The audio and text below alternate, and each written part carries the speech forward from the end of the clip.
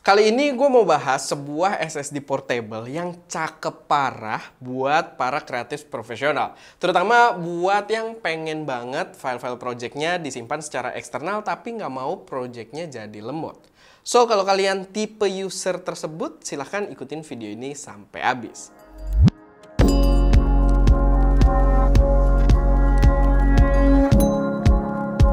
Halo semuanya, selamat datang di channel SM Media dengan gue Erwin yang seperti biasa akan membahas berbagai hal yang berkaitan dengan proses produksi konten kreatif kayak fotografi dan juga videografi serta pastinya review dari gear-gear pendukungnya. So, kalau kalian tertarik, nggak perlu ragu, langsung aja subscribe dan aktifin tombol notifikasinya. Pastiin diubah ke mode all biar nggak ketinggalan update-update terbaru dari kita. So, kali ini gue mau membahas sebuah SSD yang masih terdengar cukup baru di telinga gue dan mungkin masih asing juga di telinga kalian. Ini adalah SSD portable dari Kioxia dengan nama Kioxia Xperia Plus. Buat yang belum tahu, brand Kioxia ini sebenarnya kayak rebranding baru. Yang sebelumnya itu mereka adalah brand Toshiba yang kalian udah pasti sangat familiar.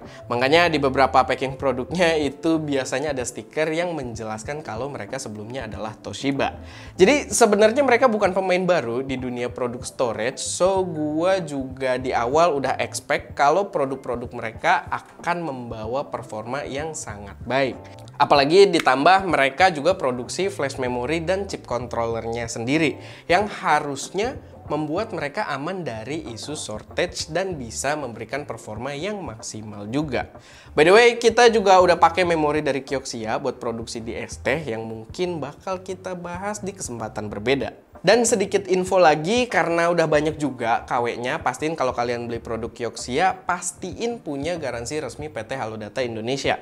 Karena mereka adalah distributor resminya dan yang mengurus after sales-nya juga. Jadi kalau ada apa-apa, itu nggak repot buat klaim garansinya. Oke, balik lagi ke produknya sendiri. Kayak yang kalian bisa lihat, produk ini membawa bahasa desain yang elegan dan cocok banget buat para kreatif profesional. Apalagi kalau disandingin dengan MacBook Pro, menurut gue desainnya itu masuk banget.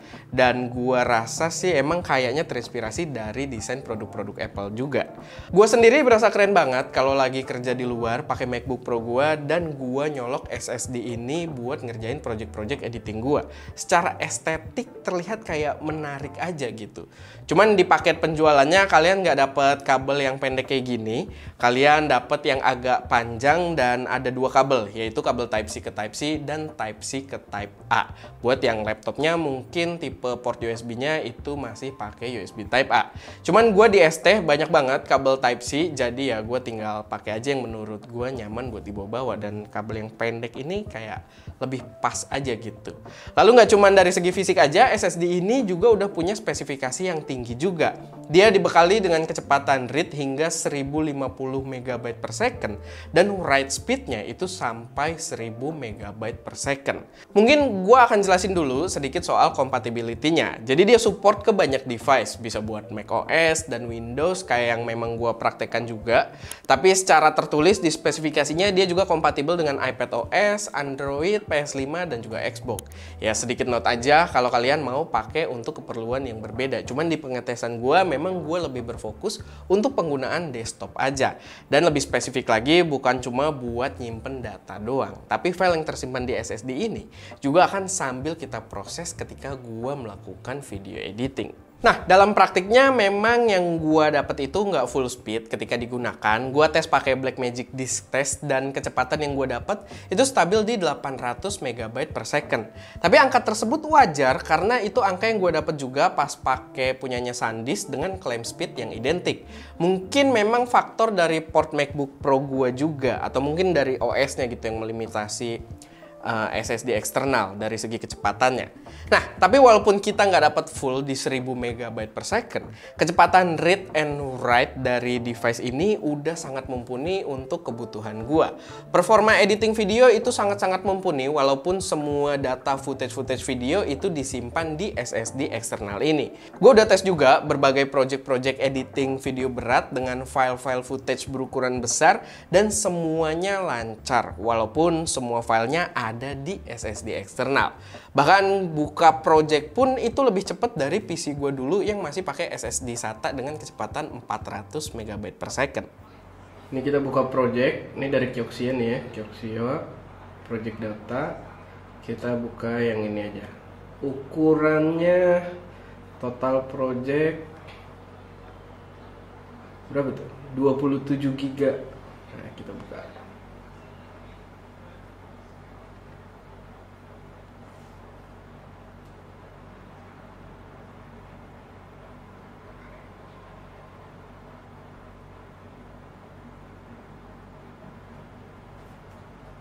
Oke, project udah keload. Di sini footage udah mulai keload juga. Kita full screen biar keload semua. Nah, udah keload semua. Kita balik, kita lihat.